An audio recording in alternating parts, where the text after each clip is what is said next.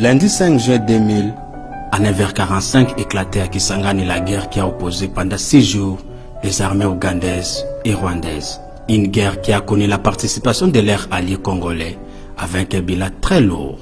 Plus de 400 maisons complètement détruites et des biens publics endommagés.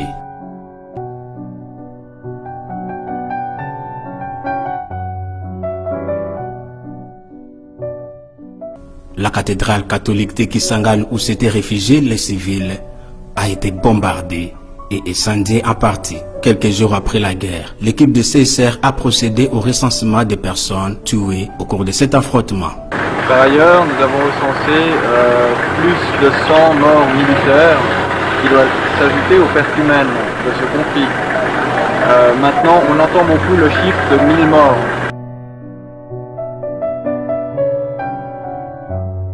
Les corps de ces victimes ont été 2022, colonne très grave à Kinshasa.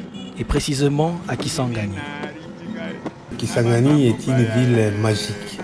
Une ville où les conflits se cristallisent toujours et se transforment à des affrontements. Les premiers à s'affronter ici sont les Occidentaux et les Arabes par M. Stanley et Tipo interposés. Il y a eu la rébellion moulériste. À la reprise de la ville par les forces de l'ANC soutenues par les Américains et les Israéliens. Après ça, c'est la guerre de 1997 avec Laurent Désiré Kabila. Voilà, vous avez Kisangani, vous avez les Congo. Et c'est pas pour rien que Laurent Désiré Kabila, quand il est arrivé à Kisangani, il a posé la question, est-ce que je peux poursuivre ma guerre? En chœur, les gens lui ont dit, avancez, avancez, avancez. Et après, c'est les RCD. Notre président Fachi Beton va nous trouver une solution vitale. Moi, Djibril Kinkoufi de Libère, j'étais tout petit quand les événements de notre pays RDC, avec le président de la République Fachi Beton, nous croyons qu'il y a une solution et cette guerre de l'Est ne va plus continuer. Je crois avec mon président Fachi Beton, c'est de la part de Djibril Kinkoufi. Enfin, je vis des morts dans les yeux, vraiment des morts. Je demande en Dieu, Dieu de Djibril Kinkoufi, Dieu de Guy-Paul Kinkoufi, Dieu de la famille Kinkoufi, qu'il protège notre Congo. Et notre président Fachi Beton, je pleure toujours sur votre nom. Souviens-toi de Kisangani. Souviens-toi de Kisangani, c'est notre grande ville, vraiment. Nous pleurons aussi le fait que beaucoup de Congolais, des militaires congolais, qui se sont retrouvés dans ces deux armées rwandaises et ougandaises, n'ont jamais été punis, n'ont jamais eu de sanctions. Au contraire, aujourd'hui, ils sont devenus des officiers généraux au sein des forces armées de la République démocratique du Congo. Alors qu'ils ont dans leur conscience le sang de nombreux Boyomais et de tous les dégâts qu'ils ont causés dans la ville de Kisangani. Mais les maîtres, les seigneurs de guerre étaient les Rwandais et les Ougandais. D'ailleurs, tous les officiers qui dirigeaient ces guerres-là, c'était des officiers soit rwandais, soit ougandais. Donc les nombreuses victimes de toutes ces guerres qui attendent des réparations ici n'ont jamais reçu une réparation. Pendant un certain moment, nous avons encadré l'association des victimes de guerre de Kisangani et nous avons mené beaucoup d'actions de plaidoyer pour ces victimes. Et je vous rappelle aussi que la RDC avait porté plainte au niveau de la Cour internationale de justice à La Haye contre le gouvernement rwandais et le gouvernement ougandais. Malheureusement, le gouvernement rwandais n'a pas reconnu la compétence de la Cour internationale de la justice. C'est seulement le gouvernement ougandais qui l'a reconnu. Et en décembre 2005, la Cour internationale de justice à La Haye avait condamné le gouvernement ougandais à pouvoir réparer tous les préjudices causés dans la ville de Kisangani. Mais cette réparation devrait se faire en harmonie, c'est-à-dire le gouvernement congolais et ougandais devraient se mettre d'accord sur les montants de réparation et la manière de réparer. Jésus-Christ, souviens-toi du Congo, Seigneur. Je me souviens de notre exode, avec en main un bidon de 5 litres et un baluchon sur la tête. Nous avions traversé les ponts Chopo pour retrouver refuge de l'autre côté de la rivière.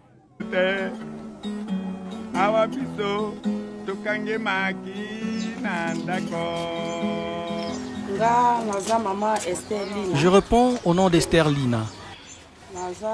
J'ai maintenant 40 ans. J'étais dans la chambre quand l'obus est tombé. L'intensité de l'explosion me fit perdre connaissance. Ce qui s'était passé ensuite m'a été relaté par mon ami. Quand j'ai repris connaissance, j'étais couverte de sang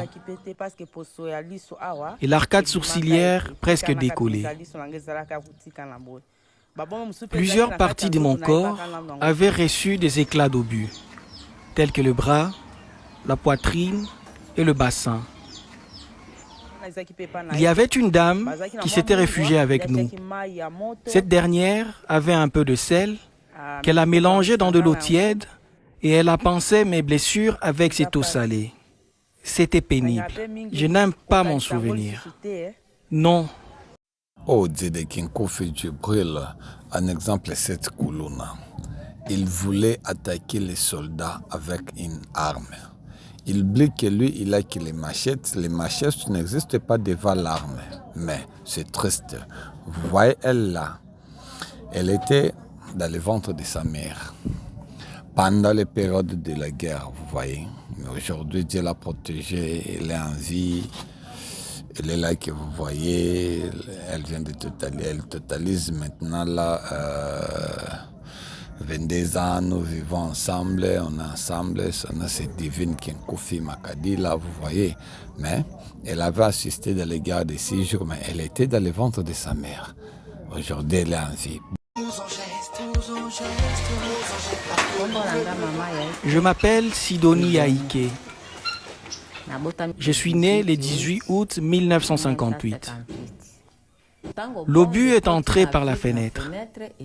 Ces éclats ont touché mon neveu Trésor, lui coupant la jambe. Hélène, ma fille, a reçu un éclat au niveau de la région abdominale, mais nous ne l'avions pas remarqué tout de suite. Cependant, l'enfant gisait au sol en train de gémir. Mon fils Trésor a été touché aussi.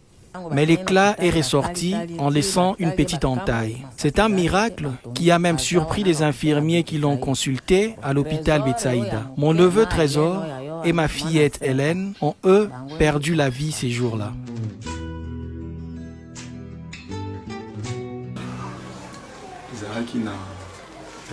C'est aux environs de 9h45, juste avant la récréation, à l'Institut d'Isanga. Un obus était tombé et je ne savais pas que j'avais été touché dans plusieurs parties de mon corps. Et je ne ressentais pas encore la douleur, à part une crampe quand je me suis allongé au sol. C'est après que j'ai remarqué du sang coulant du bras, du bassin et du dos. Je me suis senti très lourd. Nous avions été obligés de traverser. Lors de cette traversée du pont Chopo le jeudi, au niveau du secteur appelé Trois Maisons, nous avons vu les cadavres de UPDF. Ils ont péri en grand nombre parce qu'ils ne connaissaient pas bien la cartographie de la ville de Kisangani. Nous avons finalement atteint les lieux où tous les déplacés s'étaient réunis.